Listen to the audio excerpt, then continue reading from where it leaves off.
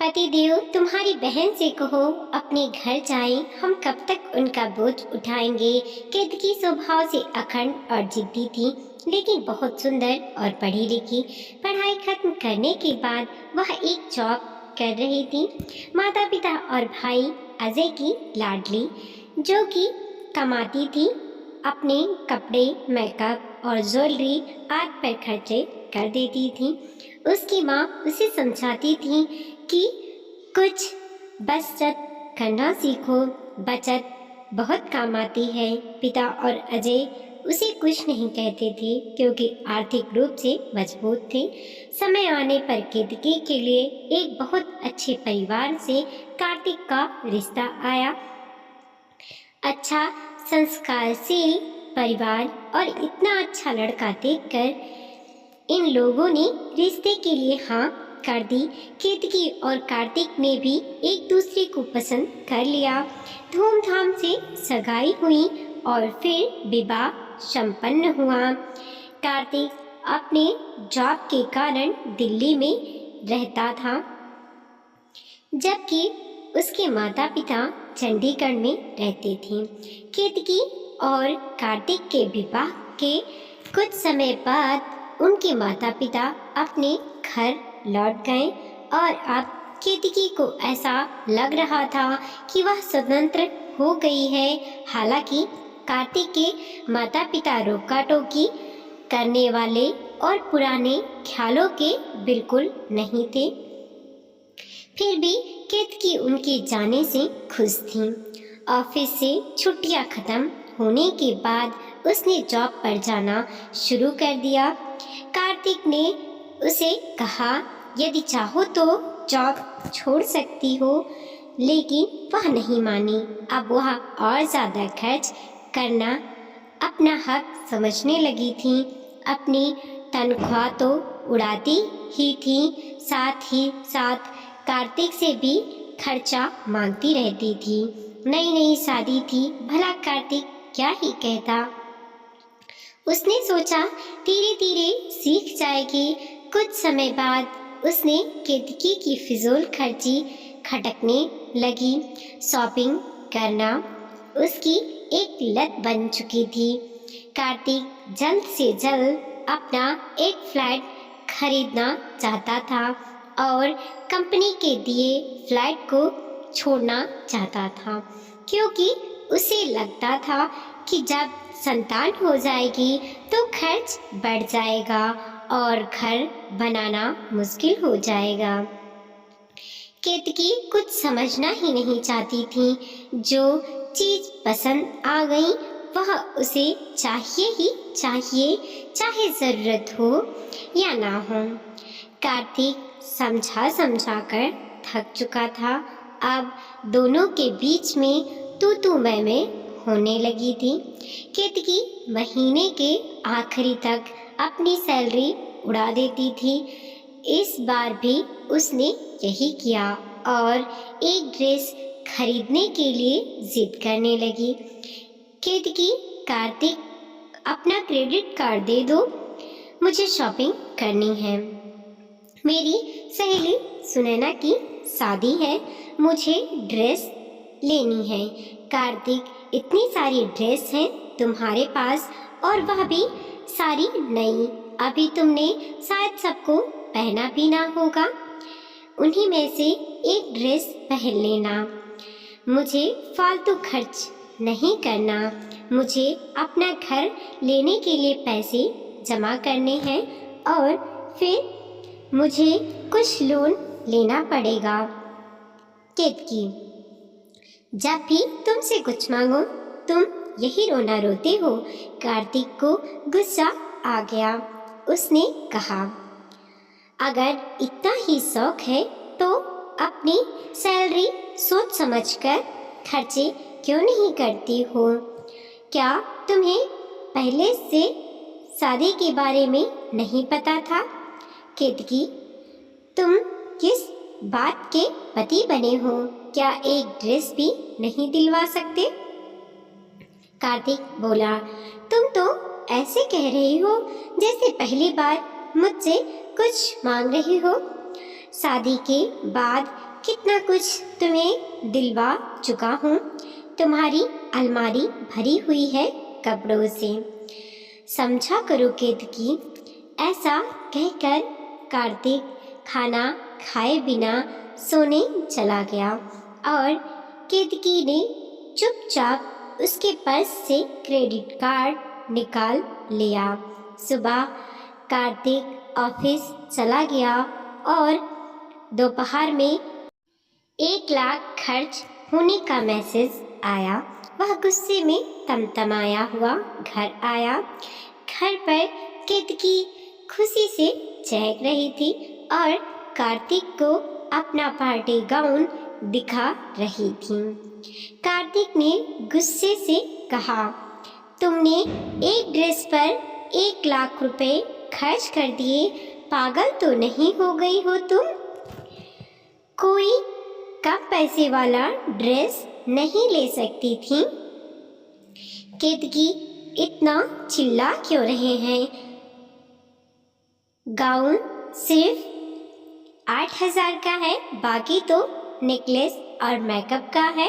ऐसा फालतू खर्च केतकी कई बार कर चुकी थी, इसलिए कार्तिक का गुस्सा 7वें आसमान पर था और उसने केतकी को करने के लिए हाथ उठाया, लेकिन खुद को रोक लिया, मारा नहीं।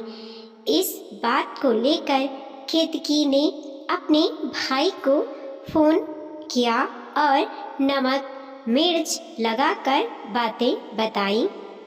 उसका भाई अजय आया और कार्तिक को खरी खोटी सुनाकर केतकी को अपने साथ ले गया और तलाक की धमकी भी दे गया। उसने यह भी कहा कि मेरी बहन मुझ पर बोझ नहीं। घर जाने पर माँ ने केतकी को कहा कि उसने घर छोड़कर गलत किया है और इतना महंगा ड्रेस लेने की भी गलती की है। उन्होंने अजय को भी डांटा, लेकिन केतकी वापस नहीं गई। पापा को उसकी बहुत चिंता रहने लगी थी। वह तनाव में बीमार रहने लगे। उन्होंने भी केतकी को बहुत समझाया और आखिरकार एक दिन हार्ट फेल हो जाने के कारण चल बसे। उधर कार्तिक परेशान था क्योंकि वह केतकी से बहुत प्यार करता था। उसे लग रहा था कि मैंने हाथ उठाकर शायद गलती कर दी। कभी उसे लगता कि मैंने सही किया। बहुत उलझन में था, बेचारा कंफ्यूज हो गया था। क्या करूं, क्या नहीं? क्या केतकी को मनाकर वापस लाऊं?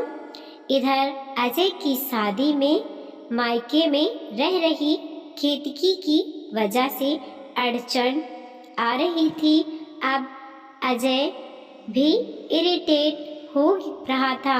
केतकी का अभी भी वही हाल था।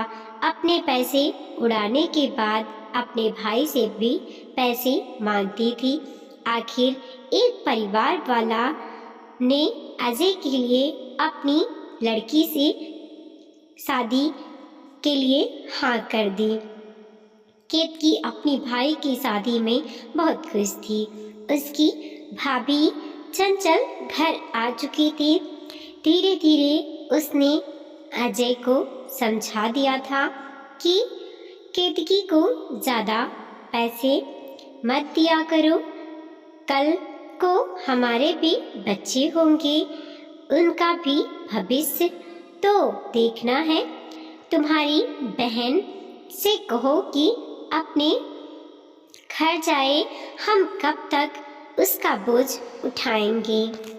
अजय अब केतकी से मुंह मोड़ने लगा था और खर्च भी सोच समझकर देता था। इधर केतकी अपने स्वभाव के कारण ऑफिस में झगड़ कर आई थी और उसकी नौकरी चली गई। अब तो वह पैसों के लिए इतना ज़्यादा परेशान थी कि पूछिए ही मत। माँ बेचारी क्या करती, वही तो केतकी को समझाती रहती थी। एक दिन केतकी को बाजार में एक चप्पल बहुत ज़्यादा पसंद आई। घर आकर उसने अजय से 1000 रुपये मांगे।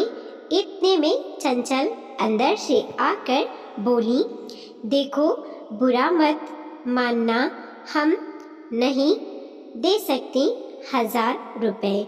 जो मांगना है अपने पति से जाकर मांगो। क्या तुम्हें दिखता नहीं कि मैं प्रेग्नेंट हूँ?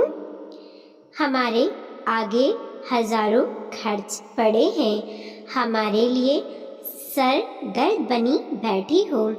कभी यह चाहिए, कभी वह चाहिए। तुम्हारी तो मांगे ही पूरी नहीं होती। अब केतकी को समझ आ रहा था कि 1000 रुपये के लिए उसे कितना सुनना पड़ रहा है और उसने कितने आराम से 1 लाख रुपए उड़ा दिया था। तब भी कार्तिक ने उसे कभी बोझ नहीं कहा था। 1 लाख रुपए उड़ाने पर कार्तिक का नाराज होना स्वाभाविक था और फिर उसने पहली बार किसी चीज़ के लिए मना किया था। अपना घर अपना ही होता है, सारी गलती मेरी ही है। मेरा सिंदूर ही मेरा सम्मान है और मेरा ताज है। सिंदूर के बिना, पति के बिना मेरा कोई सम्मान नहीं।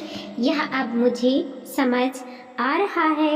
यह घर मेरा होते हुए भी मेरा नहीं है।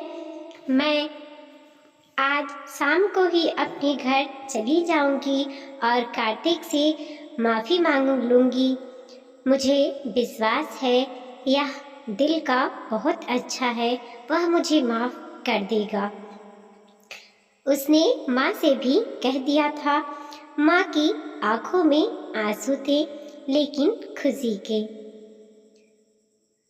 वह अपना सामान पैक करके सीढ़ियों से उतर ही रही थी कि उसने देखा सामने से कार्तिक सीढ़ी चढ़ता हुआ आ रहा है।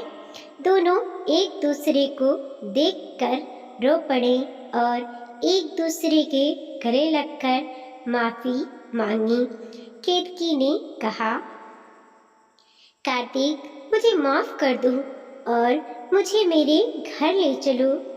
कार्तिक ने बोला, चलो जल्दी चलो, तुम्हारा घर तुम्हारा इंतज़ार कर रहा है। वीडियो को लाइक कीजिए, कमेंट कीजिए और अपने दोस्तों के साथ ज़रूर शेयर कीजिए। चैनल पर नए हैं प्लीज़ सब्सक्राइब कीजिए और देखते रहिए मोटिवेशनल स्टोरी।